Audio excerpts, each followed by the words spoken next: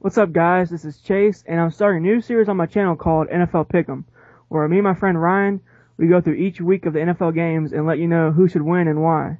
Then we have another little mini series called Game of the Week. This game will be the game of the week, hint the name. This game will not be included into the NFL Pick'em video. So what's up, Ryan? Hey guys, what's up? So let's just get this shit started. Sounds good to me. Alright, first game up is Pittsburgh at Baltimore. Who you got? I got the Steelers. Why? Because the Pittsburgh defense needs to regroup from the Super Bowl last year. Because the defense just looked horrible, pretty much. Polamalu was off his game. And I just think that they need to have a good breakout year. Because the defense didn't look good. And then for Baltimore, I'm just wondering if Lee Evans will help out, Joe Flacco. Will he help the receiver core? What do you think? Yeah, I got Pittsburgh in this one too. I think the Steelers defense really needs to put up a big showing after what they did in the Super Bowl. That was really uncharacteristic of them, and it was just downright horrible. That score should have been way higher than it was. And I think in this game, I think the Steelers defense is going to shut down Ray Rice and force Flacco to beat him through the air. And like you said, Lee Evans, I don't know if he's going to help them out in this game, but I think down the road into the season he'll help out. Next game is Atlanta at Chicago. Who you got in that one? Okay, this one I have Atlanta. I'm thinking with Julio Jones now there, I'm thinking he might help out Roddy White, get him open a lot more, because Julio Jones is a playmaker, from college, from Alabama, and he can pretty much do the same thing Roddy can do, but we'll have to see. And then I'm thinking for Chicago, can Jay Cutler calm down on the picks? If he can calm down on the interceptions, because some of those interceptions probably cost him a lot of games last year, and if he does that, then they might pull out some games and make it farther than the NFC Championship. But we'll have to see how all that works out, because I don't know what else to say about that. But what do you think? Yeah, I got the Falcons winning this game too. I think Matt Ryan's gonna have a really big year. Roddy White is going to be Roddy White. He's always going to be Roddy White. But with the addition of Julio Jones, I think that he's going to have a really big year. And I have him as my rookie of the year this year because, you got a really explosive offense there and a really good defense. And I think, based off of what I saw last year, that Matt Ryan is going to have a pretty big year this year with Julio Jones in there. And talking about the game now, I think Chicago is going to have a chance to win this game, but Jay Cutler is they brought him in to be their franchise quarterback, and they thought he was going to be the guy, and he's going to be a top 5, top 10 quarterback, and he's just not living up to them expectations. And they brought in Roy Williams. I know you're going to talk about Roy Williams. I know it's a funny fucking topic to talk about. He already lost his job to Johnny Knox, and I don't think he's going to be seeing that field very often. So they got two really explosive receivers there. Remember, they got Marion Barber too. Yeah, it's pretty bad. They can have them. They got two explosive receivers in Devin Hester and Johnny Knox. So, they're gonna have a shot to win that game. The defense is really good. Julius Peppers is an absolute fucking monster. And I don't know about Lance Briggs. He's talking about wanting a trade, so I don't know how that's gonna work out. But yeah, that's about it for that game. All right, next up is Cincinnati at Cleveland. What about that game? Okay, I'm taking not my Browns, but my mom's. But I'm really thinking Colt McCoy. He's a good, solid quarterback. Come on. He debuted last year against Pittsburgh. That's a tough challenge for a rookie quarterback. But he did all right, he didn't do that bad. And he led the Browns to, a couple good wins. But for Cincinnati, you got Andy Dalton starting, first-year quarterback, rookie. I don't know how that's going to fare out. And plus with their shaky receiver core and basically their whole team, I don't know what to think. And then you got AJ Green. Will he help him out somehow? We'll just have to see how that pans out. And I don't know. It just might not be a good year for him. Maybe a couple years behind a veteran QB if they bring one in. Who knows? What do you think? Yeah, I got Cleveland in this one too. I don't think Colt McCoy is going to have a great year, but it's going to be a really solid year for Colt McCoy and the Browns. There's a lot of hype around this kid. I think his name is Greg Little, wide receiver. I don't know what he's going to do. I haven't seen him in preseason or anything, but I heard that he's supposed to be really good. And he's I've supposed actually, sorry to interrupt you, but I see him in preseason. He played really good, actually. Yeah, I wasn't really watching a lot of the Browns games, but if he can come in there and help Colt McCoy, he might have a good year. But I think it's going to be right around a little bit above average year for him. I actually have him in one of my fantasy teams. It was a 2-quarterback league, and I didn't really get a chance to draft another elite quarterback, so I got Colt McCoy. So hopefully he steps it up for me.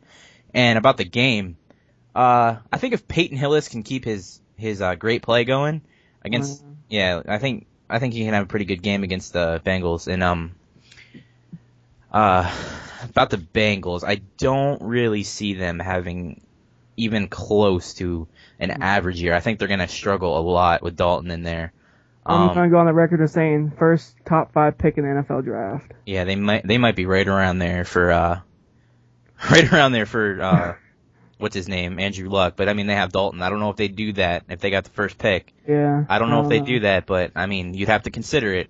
But then you got to think about the Madden curse for Peyton Hillis, you know? Yeah, I'm not going to really talk about that because I don't know. That's a whole other video, huh? Yeah, that's a whole nother video right there if that happens. We might have to discuss the Madden curse if that happens because that's just too many things happen. That's freaky right there. But I think this is going to be one of those games that's going to be I think it's going to be a blowout, to be honest with you. I think the Cleveland Browns are going to win this game, and it's going to be a big statement for McCoy in his first game. I don't know if he can keep going, but I think Dalton's going to struggle, and I think McCoy's going to have a really good game. So, yeah, that's it. All right, next game we have is the Indianapolis Colts at the Houston Texans. Who do you got here?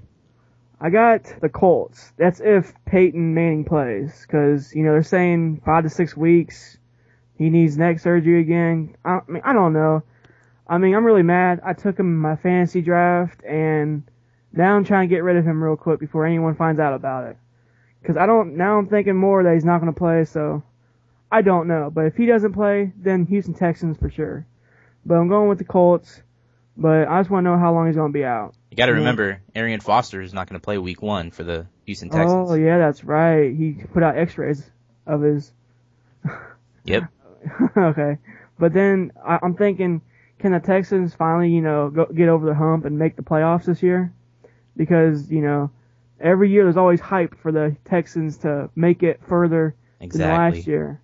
So we'll just have to see how that happens, and I just think Matt Schaub is going to get the ball to Andre Johnson a lot. I mean, I can see Andre Johnson getting well over 1,000 yards and receiving, but we'll just have to see what happens and see if they get better than an 8-8 record. Well, what do you think? Yeah, I actually got Houston in this one. I don't think Peyton Manning's going to play. There's so much speculation about what's going on with him, and Colts owner actually tweeted something about the Apollo missions where he's like, Houston, we have a problem. So he basically said something along those lines, and that's not good news for the Colts and their fans. So, now talking about why I think the Houston Texans are going to win the game, it's just based off of right there. Peyton Manning's not going to play. I think with Manning in there, the Colts would win this game because, like you said earlier before we started the call, that Peyton Manning isn't going to lose to the Texans again opening week. That's not going to happen. And especially like last year, Arian Foster rushing for that much. Yeah. And like you mentioned something. You mentioned that the Houston Texans have this hype on them like every year, and you are right. I hate the hype that they get because every single year they are the team that is going to be amazing. They're the team that's going to be the sleeper. They're the team that's going to beat the Colts, and they just falter at the end of the year. They're not going to do that this year. I don't care what they say. Arian Foster has a hamstring injury. He might re-aggravate that in the season. It sucks for Texans fans, but they just have to deal with it, I guess. Now, I think Kerry Collins, if he's going to probably play in this game, there is something about Kerry Collins. Kerry Collins, his last couple starts against Houston, he's put up almost 30 points per game. So, I mean, with Reggie Wayne and Pierre Garçon and Dallas Clark, I mean, maybe he will have a good year. Maybe he will have a good couple of games. Like, not even year. I'm just saying if Peyton Manning can't come back from his injury. But, I don't know. The Colts are going to be pretty interesting to watch this year if Peyton Manning isn't going to play for a while. So, Yeah. And then another thing about the Houston Texans, they just switched to a 3-4 defense, and you got Mario Williams in there who's never played that in his career. Yeah, Wade Phillips. Yep. I mean, just think life after Peyton, though. Like my friend Steven said, the Texans switching to a 3-4 defense, they have basically no one on that defense that is a 3-4 player.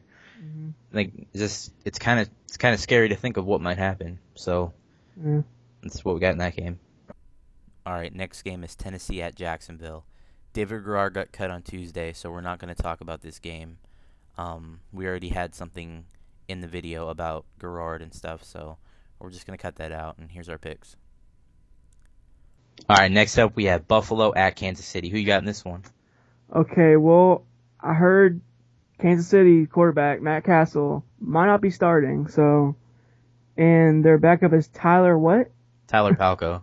Tyler Palko, okay. You don't have to worry about Tyler Palko. He's pretty bad. Never even in my life heard of him. So, I mean, even though that he might start, I still think Kansas City might win because they have a pretty good offense. I mean, Jamal Charles, I think he'll put the game on his back and pretty much help take over. I mean, their defense is, I don't know, it's okay.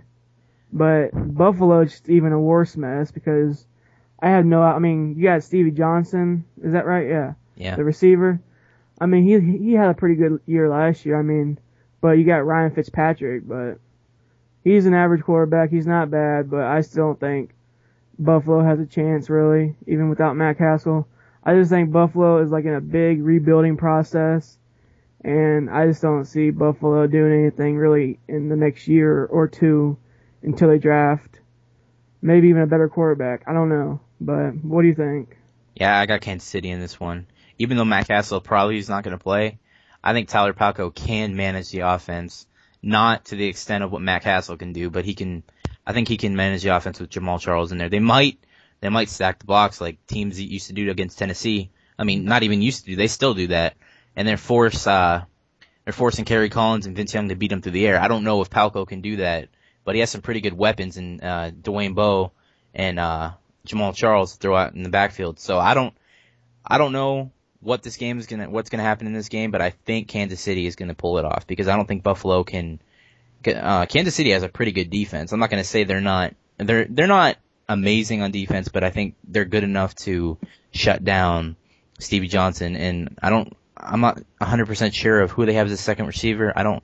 I just don't think Buffalo can close out games because you go back to last year, they could have beat the Steelers in overtime, but I'll forget, was it Stevie Johnson? One of them dropped the touchdown pass. Yeah, that was. Come on, you can't do that. I mean, overtime, you can beat the Steelers at home. Come on. Yeah, and then I think if Buffalo is going to win this game, they're going to do it on the ground with Fred Jackson and C.J. Spiller. But I don't know how C.J. Spiller is going to have like his year. I don't know if he's going to have a good year. He's had a pretty good preseason. Yeah, I don't know if that offensive line's going to hold up and they're going to help Fitzpatrick pass the ball with the run game going. I don't know what's going to happen with Buffalo, but as of right now, I have Kansas City winning this game. All right, next up we have the quote-unquote dream team, Philadelphia Eagles, going up against the St. Louis Rams. Who do you got in this game? Okay, I guess I'm going to take the dream team over St. Louis. I mean, St. Louis is not a bad team, but I don't think their defense can muster out enough stops against the Philadelphia offense because their offense is really explosive. They got Mike Vick. He can either run or throw. I mean, he's proved last year he can throw in the pocket. You got LaShawn McCoy. He's good out of the backfield. Little screens and stuff. And then you got Deshaun Jackson and Jeremy Malcolm. They're both solid receivers, and with Deshaun returning punts, anything can happen. Yep. But going to the Rams part, Sam Bradford, he's an average quarterback. He took the Rams pretty far last year. He almost made it to the playoffs, except losing the last game. But I just think maybe a couple more years he's going to involve and get over that hump because I don't think they're going to make it to playoffs. But we'll see. But that division is always questionable. But we'll just see what Bradford can do this year, actually. What do you think?